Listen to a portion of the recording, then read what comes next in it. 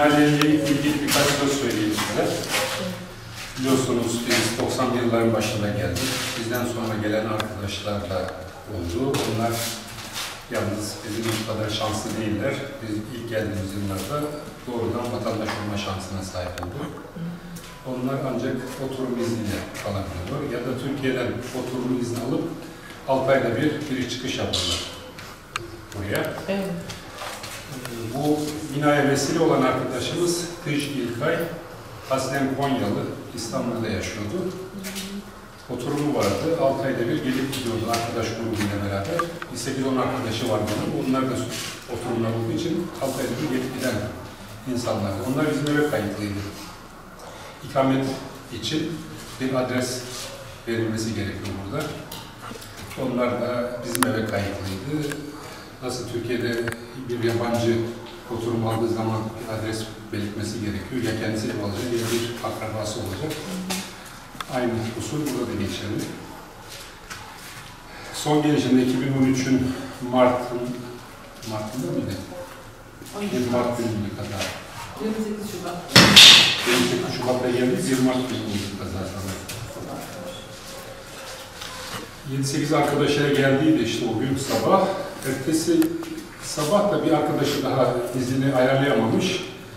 Bir gün geç geliyordu. Onu karşılamak vesilesiyle Krasnodar'a gitmek durumunda kaldılar işte gece.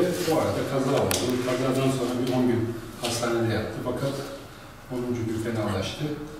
Krasnodar'a kaldırıldı.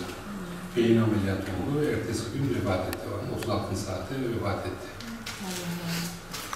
Yani sonuçta ilk arkadaşımız dönüş yolunda hayatını kaybetmiş oldu.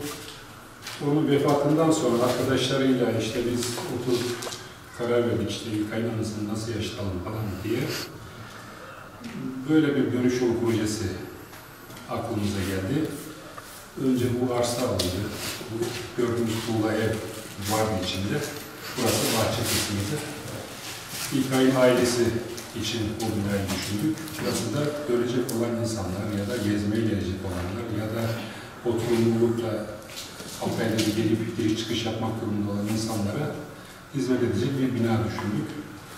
2 katlı toplam 14 oda var. İkişer kişiden 28 kişiyi barındırabilecek gittiği zaman.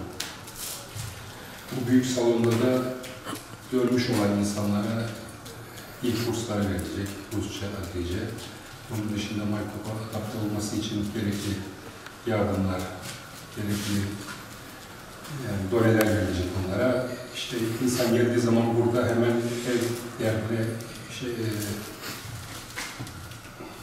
yiyecek derdine, ne bileyim ev eşyası derdine düşmeden 5-6 ay Maykopa adapte olabileceği süreyi burada geçirecek. Düşüncemiz bu. Bugüne kadar işte kabasını bitirdik. Bazı ince işleri diyoruz artık tesisat işlerine. Onları tamamladık. Bir elektrik tesisatımız kaldı. Ondan sonra başlayacağız. Boya, sıva, işte taban döşemesi, tavan kullanırken.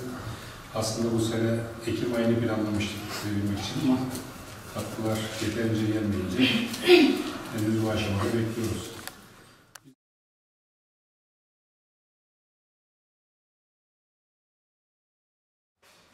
Yani burası diasporadan gelecek olan sizlere hizmet edecek.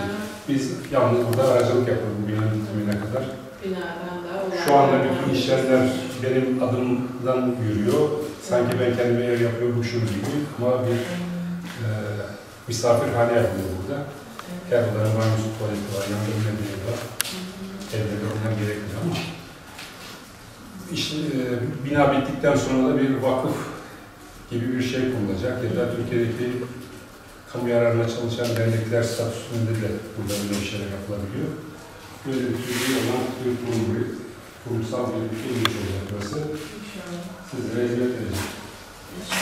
Gezmeye gelenler için, vatanına dönenler için ya da oturum alıp 6 ayda bir geliri bir şeyler yapanlar için İlkay bunlardan biriydi ve dönüş yolu üzerinde kaybettik. Ama hep bir yerler olsun, gelen insanların bir yerlerde mi kalacağız? Böyle bir şey hayal ederdi. İnsanlara yük olmaktan çıkalım diye arkadaşlarıyla ortak bir yer almayı planlıyoruz.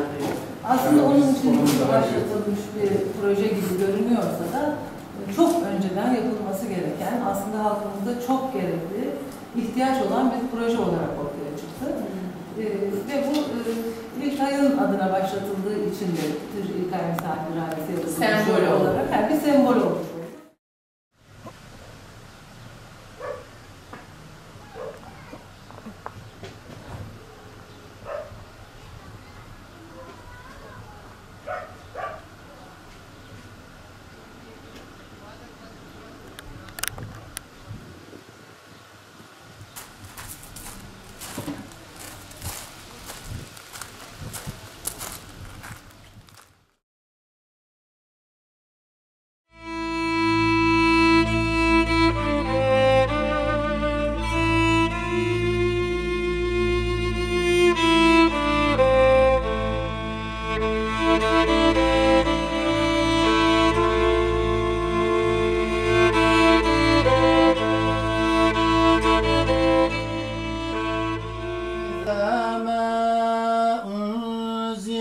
سورة نظر بعضهم إلى بعض